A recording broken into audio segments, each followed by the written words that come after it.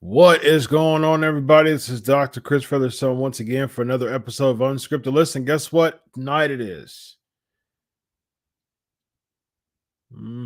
Yeah, Tuesday night. You know what that means. I have some of the biggest, the baddest, the best wrestlers today and yesteryear, up today and yesteryear. Guess what? Many people who watch this show knows what I'm about to say, and they'll be able to finish what I have to say. This show's become so popular that you should know what I'm about to say. My last words I say in my intro is what? This night is no different. Why is it no different? Because we have a return. All right.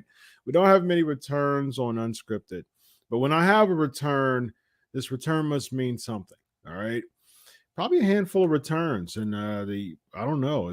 UnSKripted has been going on for, I don't know, a year and a half, maybe close to 2 years. And this person has a very, very clever, crafty, cunning, conniving, creative, whatever else you want to say there, mind that starts with a C. And this person is, he's a Carter, right? He's a Carter, right? So he has to be creative if he's a Carter, right? And this person is creative enough that he's using his mind to control his narrative, ladies and gentlemen. And that's what you should be doing. You should be controlling your narrative, because I am pleased to once again have my buddy here back again on UnSKripted to show you why and tell you why you should control your narrative. EC3, how are you, my man? Good evening, Doctor. Let me ask you a question real fast. Why do you not have that many return guests? I couldn't wait to come back. Do you scare them with your big brain and your fine mind and your psychology deep dives, or do they just get bored? Or is it too late because I should be in bed? That's okay. I'm here with you. What's up? I think, I've good questions. Good choices. My deep psychological mind, perhaps. Are they too bored? Maybe. I'm a very chill guy like you are. And, if people are bored with my chillness, that's fine. But here's the fun thing. Is it too late? Sometimes, but not often, though, actually. But here's the thing. With the reason why I don't have return guests, because I I like to give the people new guests. This is a weekly wrestling Q&A show, and if I had the same guests on all the time, it'll get a bit bored. I get that. It get a little bit boring. Yeah. So. Yeah. No, Yeah. I'm proud and honored to be a return guest, a 2-time guest. Maybe someday there'll be a 3rd-time guest. But yeah, we got a lot going on with CYN, controlling the narrative. Narrative's always changing. It's been a wild ride. Starting something out of nothing with nothing is pretty incredible to get this far. And let's see how far we can take it. Our next stop is Dallas, Texas. 3/31/22. As next Thursday, we are in Dallas, Texas for CYN Awakening Live. I got a hell of a card. I've only announced half of it because the other half is chock full of surprises. The narrative will be going absolutely batched crazy. I remember this. Good catch. Yeah, we're on. So yeah, it's exciting, and it's about to be showtime, and I'm pretty pumped to see on this stage with the wrestling world. So intrigued by what we're doing. So just unsure in a way, which is good because having the power to make people feel something is very imperative. And I think that's lost in wrestling. So if you're feeling something, I'm doing my job. There you go. Is there more spots available for people to come see it? Like tickets? Yeah. Absolutely. We're about to sell out of VIP. So VIP is probably going to be sold out. Might announce a few extra VIPs. General admission will be available. I mean, there's not going to be a bad seat in the house. I mean, there's only going to be like 100 seats and the rest is standing room only because I like people standing. I like people in the mix. I like people in the action. I think one fan complained there was no chairs, but they didn't ask for a chair. I would have got him a chair. But I like the ambiance of creating something different because everything is arena wrestling, or if it's an independent, it's VFW halls or gyms. Like I want to create an ambiance and an atmosphere that makes you feel like you're in a fight club, so to speak. So general admission is available. Click the links in my bios at The Real EC3, Twitter, Facebook, Instagram, or go to outhousetickets.com. Search Control Your Narrative. I mean, I post about it nonstop. So find some tickets. Walk up the day of.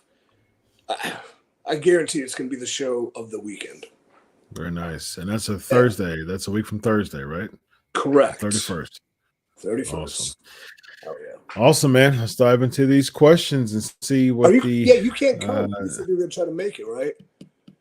I was supposed to come. I'm gonna see, man. I'm gonna see because I like you and I discussed having a live writing with Russo there, and I think that's a really cool idea. Actually, yeah, that's a very. I'll go right from my main event match. We'll hop on the what is the StreamYard?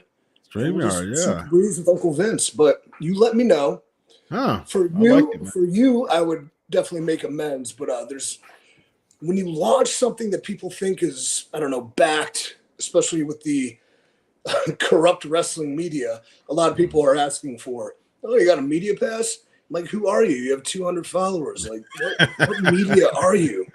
Blogspot.com. And then, so one of the tickets I did create, in lieu of the general admission $25 ticket, you can buy a ticket to the press pen. That's $30, where I'm going to put all the supposed media in a little box. It's going to say press pen above it. And then they're free to interview whoever they want. The talent just has to accept. Because, like you said, I'm conniving and I'm creative. There you go. Yes, indeed. That is, people don't, it used to be Ethan Carter III, but people don't understand that now it's not Ethan Carter III. No. It's EC3. Like there's 3 C's. There's Ethan, cunning, conniving, and creative, right? That's a lot of alliteration. Yes, indeed. You were blasting those C's in the opening. I was like, how many more can you have? Then yes, indeed. Then he hit Carter, and I was like, all right, he's got them all. I got them all, man. Rarito is asking, greetings from Puerto Rico. Hello. Who are your top 3 favorite feuds you have had in your wrestling career, and what 2 wrestlers would you want to face that you've never faced? Very easy answer for me. Matt Hardy, Rockstar Spud, Kurt Angle. 2 wrestlers that I would face. 2 wrestlers I don't have to face them on the forum. I thought I did. Like, I went back to the WWE with super strict intentions to get into programs with the following 2 guys. But now how the world's changing, the wrestling landscape's changing, things, you never know what could happen. And I've created something that is so unique and profound that maybe it can entice one guy. And then maybe this can be a, something another guy does when he's done with the other company. But Randy Orton, and if I can pull the Peacemaker out of Hollywood, make him the Lou from Fight Club to my Tyler Durden, John Cena's a feud I would like. I like that. I like it. Aaron is asking, I'm excited for what I've seen about Control Your Narrative. What exactly is the rant room, and what are some of the rules and other things we can expect from CYN? Okay. I saw that rule sheet that y'all posted. Caused an outrage, didn't it? Yeah. Absolute uproar. But why? Let me tell you why the rules were created. Because, all right, super kicks are cool, man. Canadian Destroyers, totally cool, dude. Tope suicidas, man, I do them. They're cool, dude. But they're so overdone. Yes, they are overused. And you agree. They are overdone. They happen constantly. There's nothing separating one guy from doing that move with the other guy who's doing it next, with the other girl who's doing it next, with the other guy. It's just ad nauseum. We're doing the same complacent stuff. So by eliminating those 3, suddenly I've made those moves have meaning. Whether you agree with me or you disagree with me, it doesn't matter. It's my show. I'm not making it for you. But with one fell swoop of a purposely misspelled rule sheet so you share it more, I have made those moves have all the meaning in the world.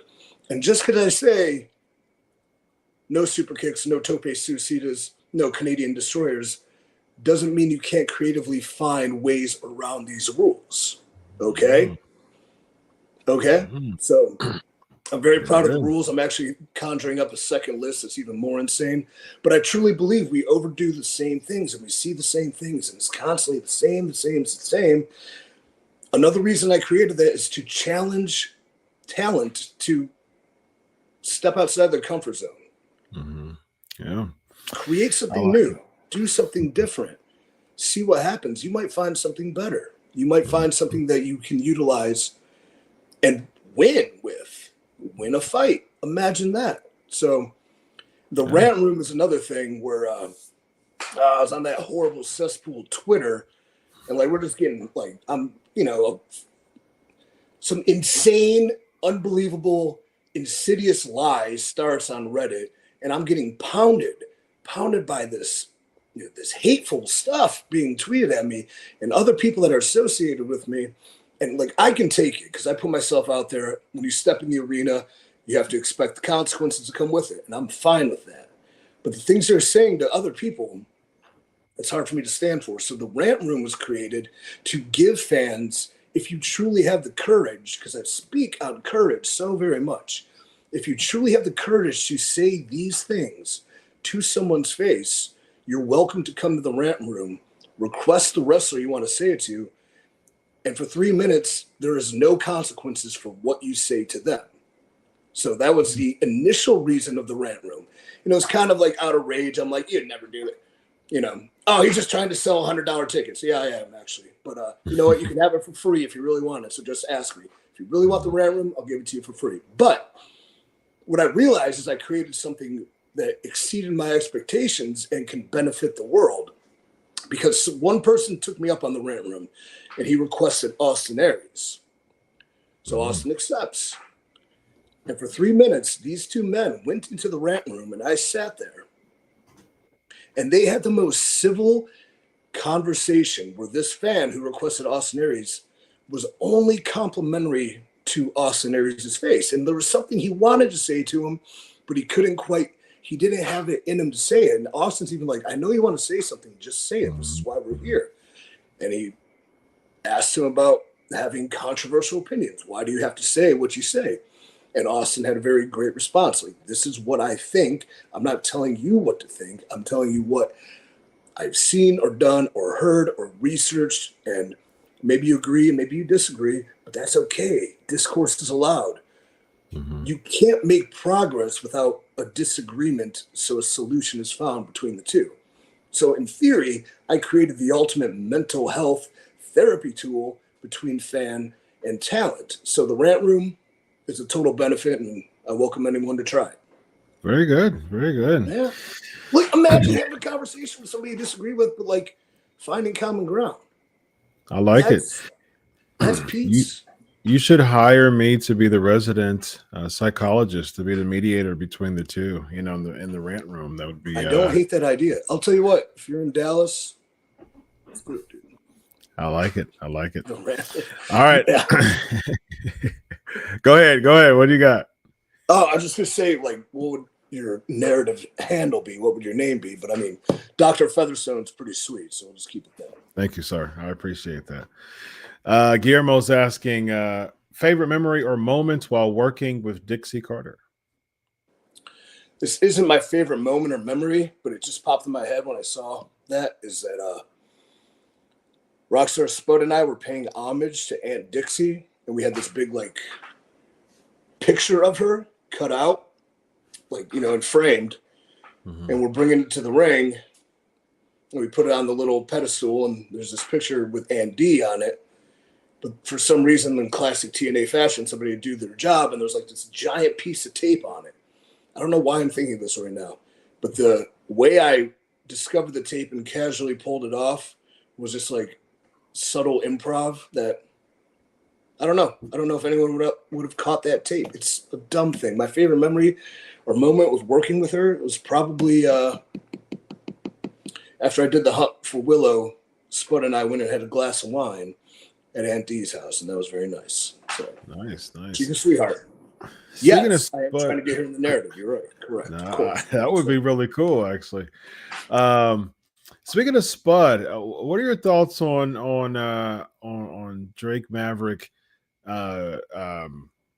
being hired, being released, being rehired again during the NXT cruiserweight thing, and then staying for a while, teaming up with doing the 24/7 thing, and then he gets fired again, and then they hook him back and say, "Oh, we're just playing. Hey, we want you to be a part of an agent or like creative." Yeah. What do you? Yeah, part of creative.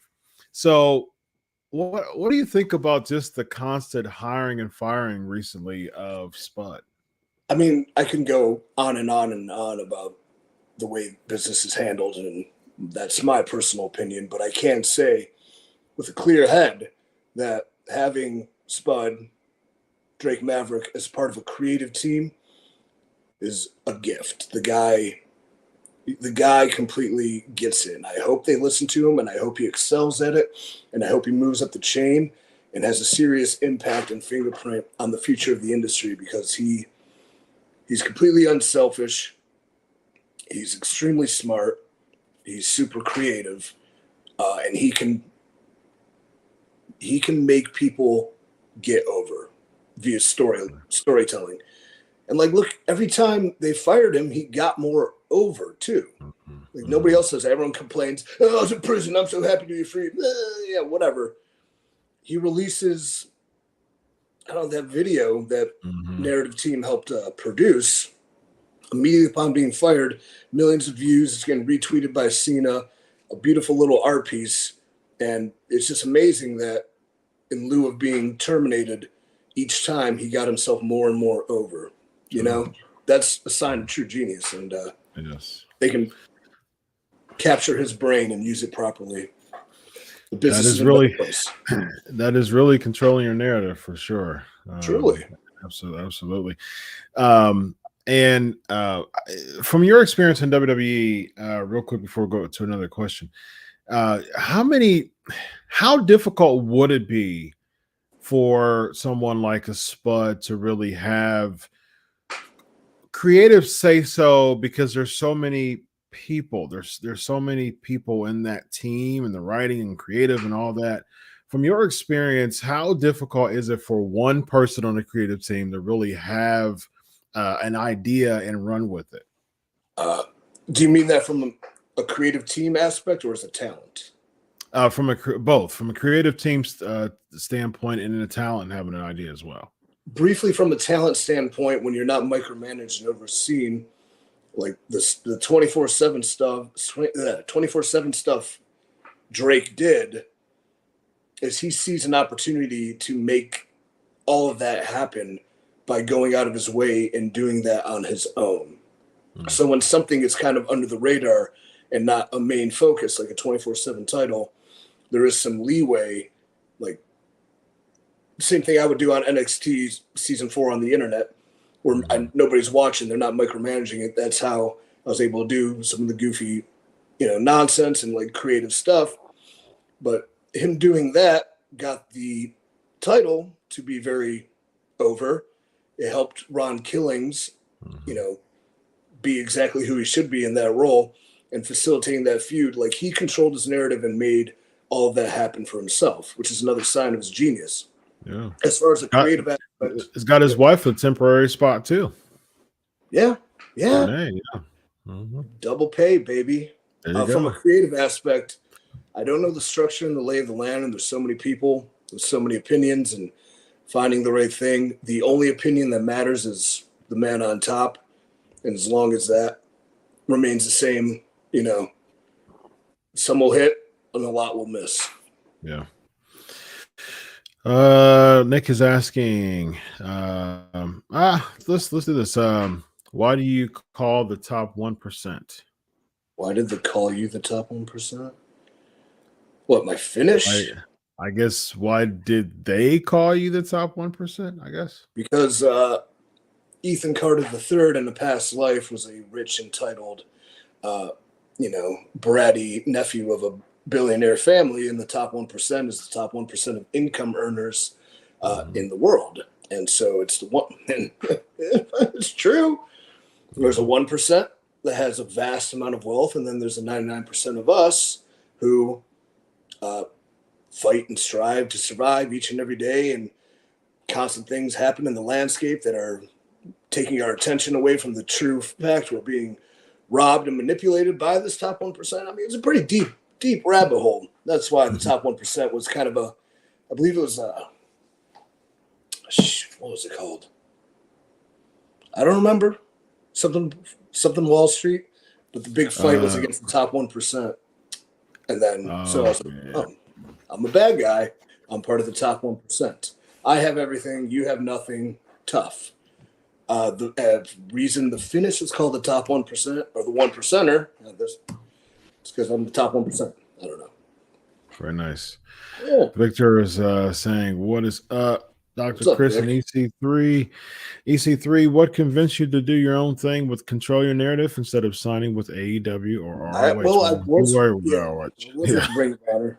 Yeah. And then the real kill shot was being with Ring of Honor, and the way you watch how many talents try so hard to make the product mean something and go the extra mile, go out of their way, do everything to promote themselves and the company and the brand, and how negligent the office was, to the fact that the office therefore had to fire everybody on the roster, yet they're responsible for the company being in that state, and they kept their jobs. And I'm like, no longer can this stand. I have to do something different. At the same time, being with them allowed me the opportunity to start all of this and start creating it. I didn't expect it to become a full-time promotion with a live tour and television, but then by making that commitment, especially after that, that's, the position we're in. So just watching how the industry and the business aspect can constantly, there's a lot of middlemen that don't need to be there, that are making money and making decisions, while the talent on the other side are not making that money and can make decisions that will benefit the business if they're allowed to. But if they're hampered by a company, it just can't happen. And it was just, the mismanagement baffled me. because of the amount of effort people wanted to put in to make that survive and thrive. So that was a big reason that convinced me, if I don't do it, who will? Who can make the alternative? Who can make something unique and different? Who can try this?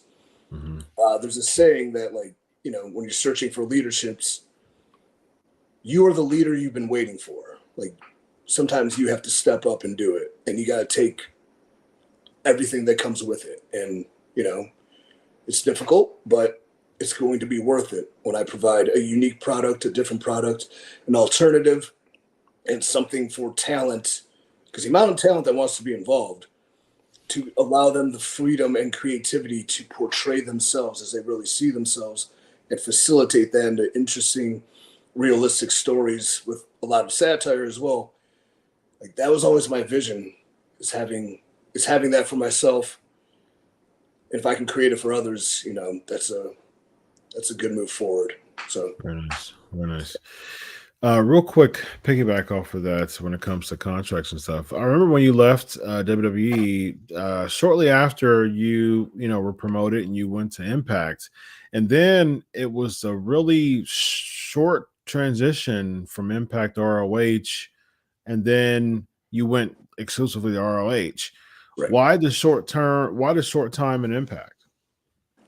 Because I've done it, you know, and I wanted a new challenge, and I thought taking on the challenge of Ring of Honor would be able to, like, I always saw it, all the tools to be easily a high level brand competitive to, you know, an AEW, definitely an Impact. Like, they had all the tools. So I thought, by bringing myself and hopefully my ethic and drive and work ethic and seeing all the talent that has that together we can make it become what it should be.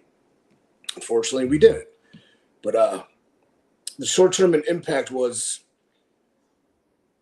there was a lull with the pandemic in signing between, like, I had a few months. I was dropping the initial idea of the narrative in that 6-minute, you know, fight I had. And then the next day was an Impact pay-per-view, and I have a great relationship with them, and I enjoy them thoroughly. But long-term, I'm just like, I've been here, and I've done this, and I did it well, but I'm always looking for what's next sometimes. So I thought a new challenge, instead of falling back into the same old habits. Yes, I'll make good money. Yes, I'll have a good time with my friends. Yes, I'll have some good matches and some good stories, but, like, I've done it already. Yeah.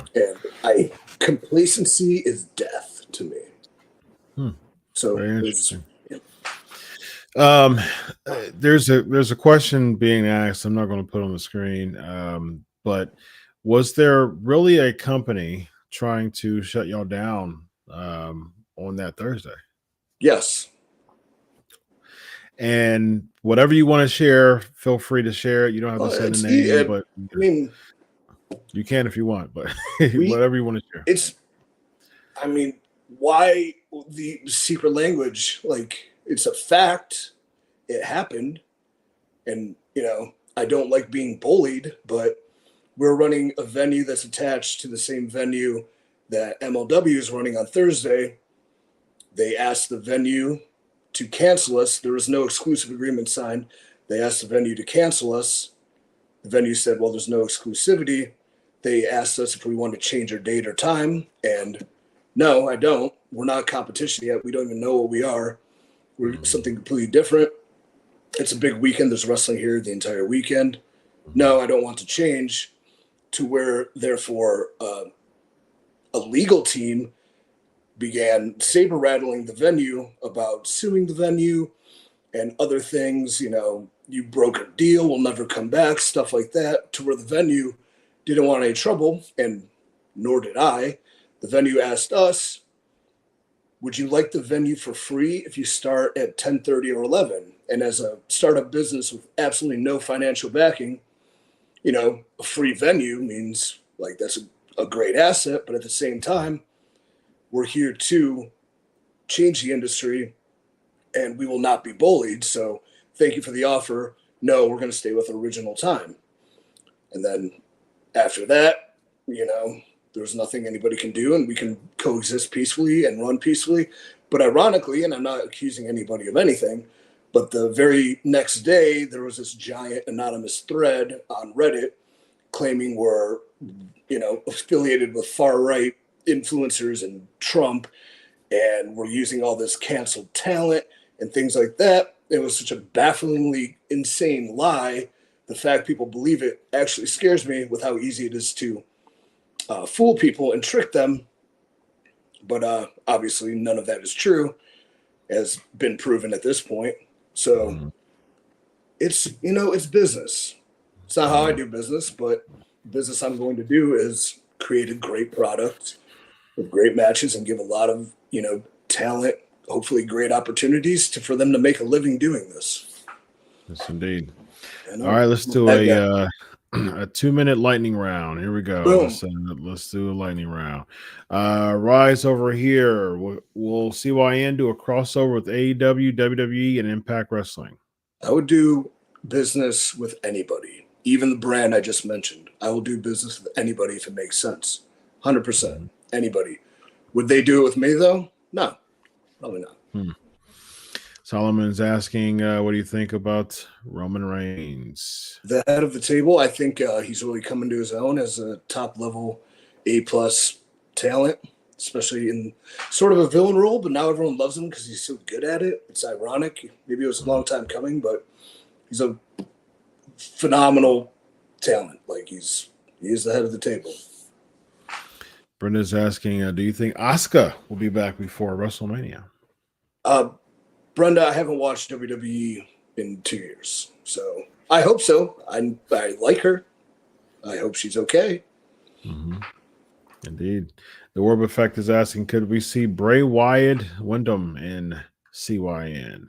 Oh, I'm laying the trap, so it's kind of a thing I wouldn't mind seeing, but I know he's going to be taking time away from wrestling and he wants to pursue other options, and I understand why, and kudos to him. Would I love to? I think we can make incredible art together. Yes, we could see a Wyatt family reunion.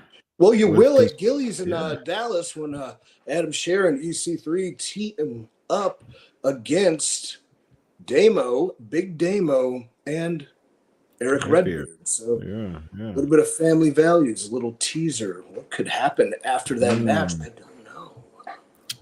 We shall see. What about Chris Masters and Mr. Kennedy or Ken Anderson? We're getting some requests to be CYN talent. But they requested it, or is it just well, it's what no. Would Chris Masters and Mr. Kennedy show up at CYN? I'm cordial and friends in a sense with both of them. Obviously, both great humans, great wrestlers, great names in the industry. I would love to see what they would want to do with it, because the one thing too with like a name talent like a Chris Masters, it was actually brought up to me today, is I've seen what he's done and I like what he's done. He's had a great run, but what would he want to do differently? Like what in the narrative can make him become something different or more or unique? As is, great, cool, but I've seen it. What's next? What would he want to do?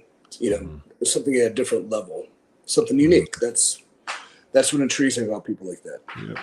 Currently, risky business, right? Teaming up with I keep thinking of Bram, but his Latimer. Yeah. Tom Latimer. Yeah. That's a muscly team. Look out. That's a squad of hunks. Thoughts on GCW?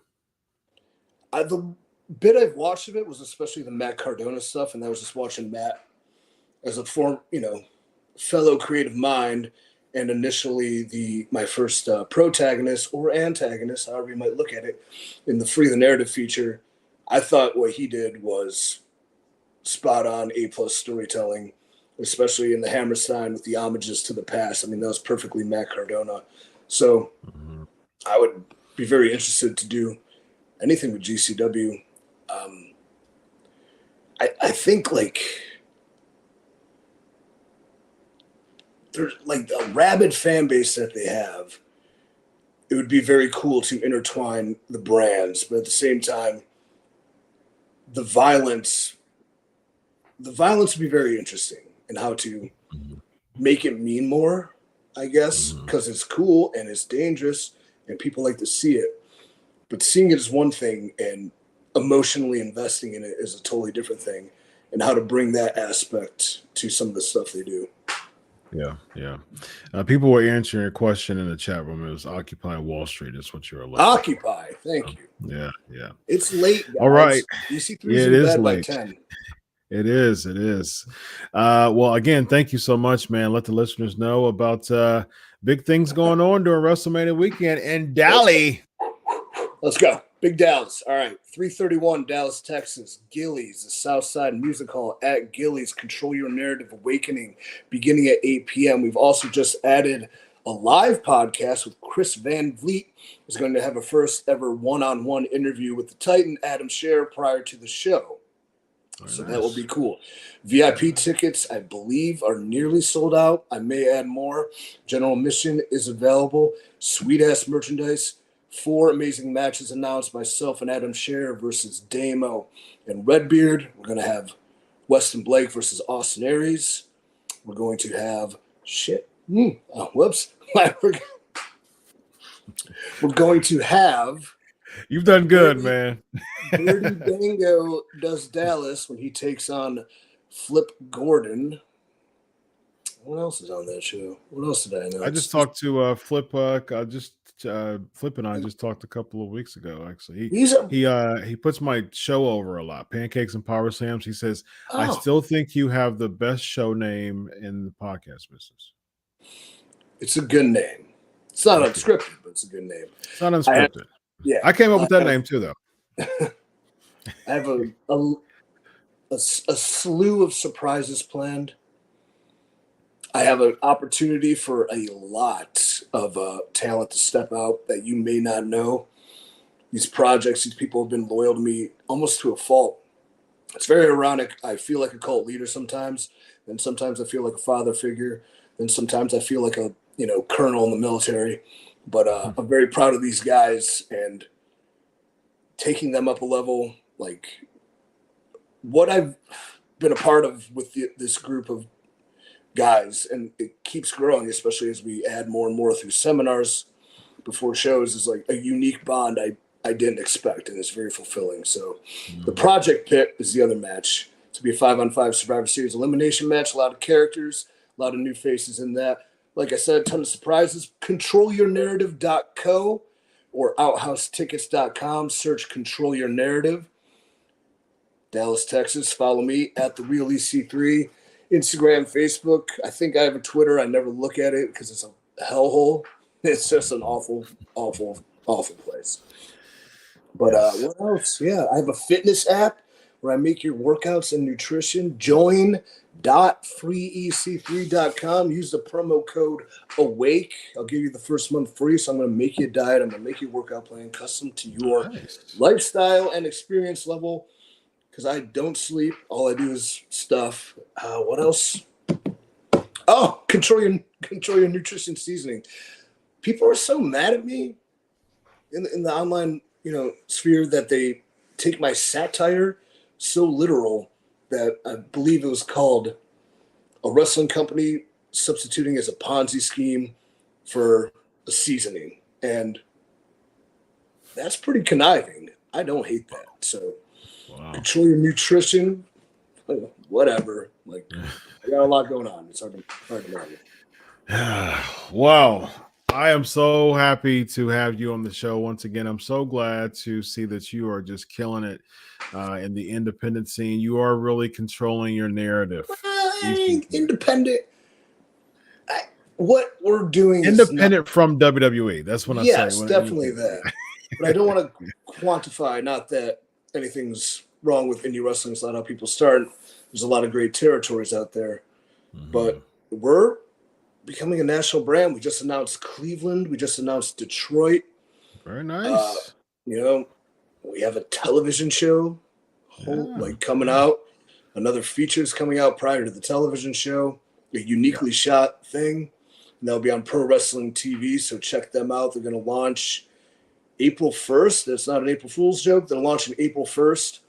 And it's going to have the ability to be in over 150 million homes off the bat, which is a bad number. So if I get 1.5 million of those people watching my thing, I'm winning the ratings war, demos, whatever. I don't know if that's going to happen, but hey, man. Hey, it's worth it, man. You know, aim high, man. Too. Yeah, because we're going to be so unique and outside the box. I think the wrestling bubble has been so narrow-minded and focusing on one aspect. There's a whole generation, there's a whole slew of fans out there who maybe aren't as passionate about wrestling, but still want characters and stories and, you know, action, believable action facilitated to them in an easy and fun way to consume it, and even an emotional way, which, you know, that's what I'm trying to do. Just yes. Wrestling's more than moves and complaining online. It's like, it's the most beautiful art form when done properly. And I don't know if I have the secret to doing it properly, but I'm going to try a different way, because I feel like the way that it's been going now is kind of lost its way. So we'll see. I call pro wrestling a comic book come to life. There's exactly there's ebbs, there's flows, there's story arc, there's storyline, there's riveting, you know, anticipation to the climax of the comic book, which is the fight scene at the end, but there's a story that comes behind it. And if you know, a lot of times people don't, I mean, I've been watching wrestling for 35 years now plus. So what are you, 36?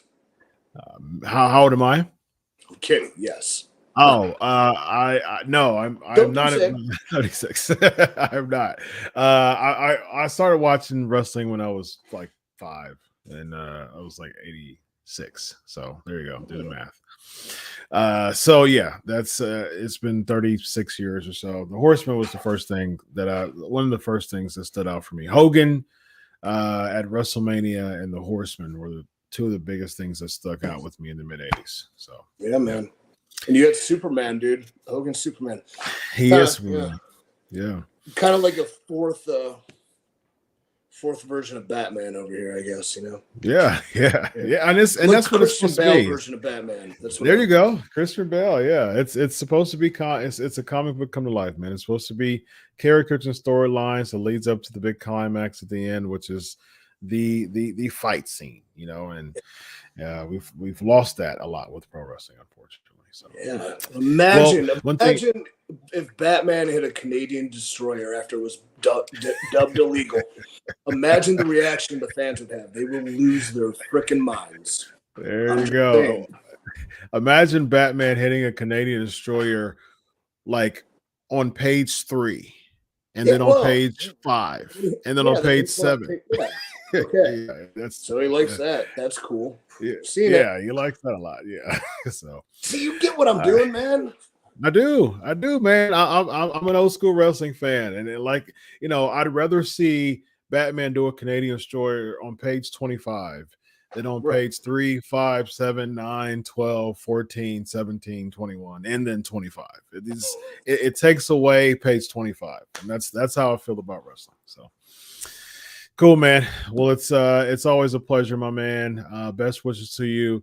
We shall see with Sportskeeda if I'm going to be there or not. But if I'm there, man, I will hit you up. We're going to have some fun. So, speaking of Sportskeeda, some dude wrote a horrifically terrible thing about what I'm doing. Really? There's all like political horse and like just garbage, and I was going to I couldn't even finish it. I'm like, this is so absurd that, but you know what's cool about it is it made him feel something. This was a Sportskeeda article? I think so, yeah. Really? That's not very normal for us for Sportskeeda. You know Vince works for Sportskeeda. Yeah. And Bill Apter, you know. So and Dutch Mantel. So corrupt wrestling news media is out to get me. I will make sure that you are an ally of mine. I will make sure that. And you know what I love is freedom of speech and freedom to have an opinion. I mean, I just wish you'd fact I'm cool with that as long as it's not misrepresentation. That's well, when you call me a white supremacist, like that kind of sucks. That's not good. That's not good at all. Well, one person we know who isn't a white supremacist, and that's that guy there. So I've talked to quite a bit offline, and that's the clip. I've never picked that up. So, well, thank you, EC3 man, and hopefully we can hang out next week. And I really wish you the best in CYN in Dallas, and I know that you will do very well, man. Well, thank you for the positive vibes. Let's manifest some dreams. Absolutely. Congrats on the endeavor, period, man. It's going to be great. All right, ladies and gentlemen, EC3, go catch him at The Real EC3. All things CYN you want to know, go there. All things other endeavors he's on, go there. Until then, ladies and gentlemen, CYN UnSKripted. We out of here.